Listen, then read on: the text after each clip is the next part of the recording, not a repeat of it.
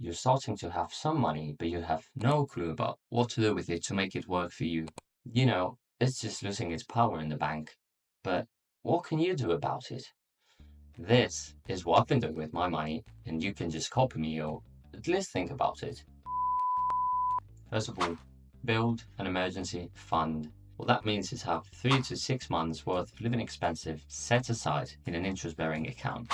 Why is that? Well, if your car breaks, you can still go to work replacing it by a cheap one, or if you have some medical expense, you don't have to go into debt. Once that is out of the way, I think everyone should get out of debt. If you have credit card debt or student loans, a car loan, whatever, please pay it. At this point, every penny you have that doesn't go towards basic needs should go towards paying your debt. This kind of debt is the most expensive, and it can really get in your way if you're trying to build wealth. Now, with all of that covered, and not before, the investing begins. First thing you need to do is set a goal and stand by it. Let's say that you aim to invest 20% of your income. What I do personally, and I strongly recommend you doing, is set it aside. You don't have it, you've never had this money. And what should you do with this money? You need to understand that there's something called the risk-free rate. This is the rate at which our money grows if we lend it to the strongest governments. The typical examples are the United States for dollars or Germany for euros. It's considered risk-free because they've never failed to pay their debt, and if they did, we probably would have some more serious problems than not getting our money back. Okay, but how can I lend money to those governments? Before that, you should know that there's another big asset to take into account. In economy, we call it the market portfolio, and it's a portfolio of every single asset in existence, from the building next door to the biggest company in the market. This is the ultimate form of diversification. Since, of course, this is not possible to buy, we'll have to use an approximation. This is what indexes are: the S&P 500 in the United States, or the DAX in Germany, or the MSCI World. These indexes are composed of the biggest companies of a region, and the payout is significantly higher than the risk-free rate, but they are also riskier and might move up and down heavily in a given period. Knowing these two asset classes, let's see how we can put them together.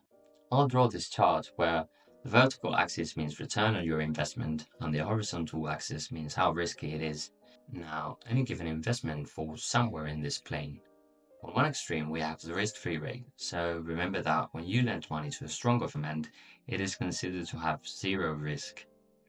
On the other extreme, we have the index of your choice, for instance the S&P 500, with a higher expected return and higher risk.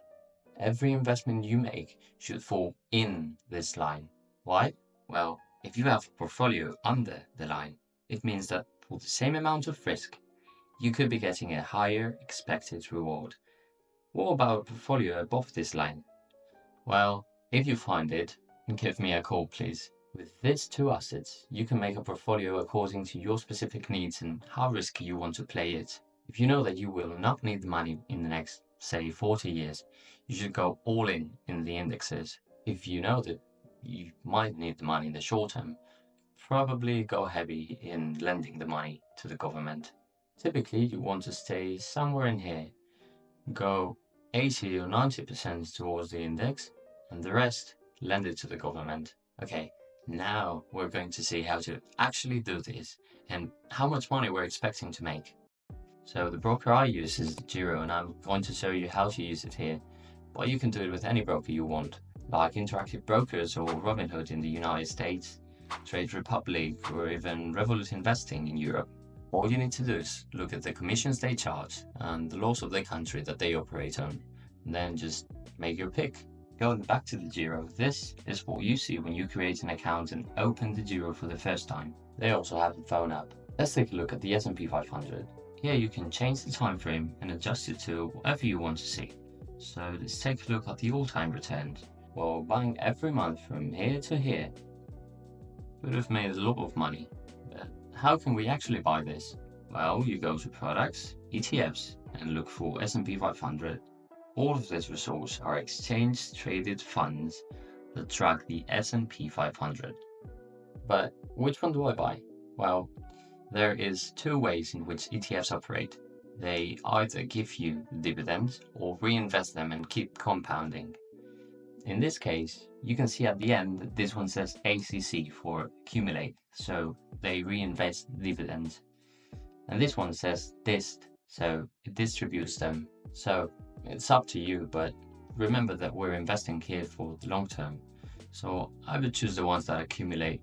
Another important thing that you need to know is that the S&P 500 is in dollars. If your currency is a different one, you probably don't want any surprise if it loses power against the dollar in the long term. To protect against this, make sure that you buy an ETF that says that it's hedged to your currency, like this one to euros, or this one to British pounds. For bonds, which is the way in which the government borrows money from you, you have two options. You can either buy them directly or buy an ETF. If you want a bond directly, you go to Products, Bond, and you select Government or Corporate. In this case, Government. Here you can see all the available bonds and you can see the expiration dates in their name. If you don't know how a bond works and you want me to show you how to calculate its profitability or yield, let me know in the comments. Now, to look for bond ETFs, you go again to Product, ETFs, and look for Treasury. Think of this as a basket of bonds. They usually state the average duration of the bonds in the name. They also say if they accumulate or will distribute the yield. Bond ETF prices depend on the yield, so I do like the idea here of going for a distributing ETF, even though you'll have to pay taxes on it.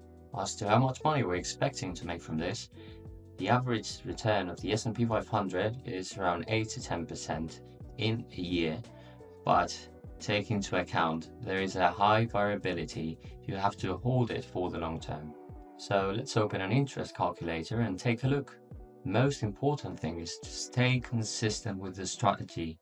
Some years the market might go down by 30% and some years it might go up by 30%. You don't have to care. It should not affect you and it should not make you pull your money out.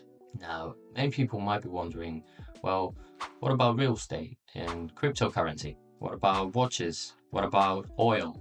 What about orange juice as an investment? Well, I do like some of those assets like real estate, but most of them require high knowledge and a lot of time. Either don't have the knowledge all the time. I would really stay away from them. Once you have either the knowledge or the time, stop and rethink your strategy. Maybe they fit then. I know it's been a dense video, so feel free to ask me any questions, but for now, I'll see you in the next video.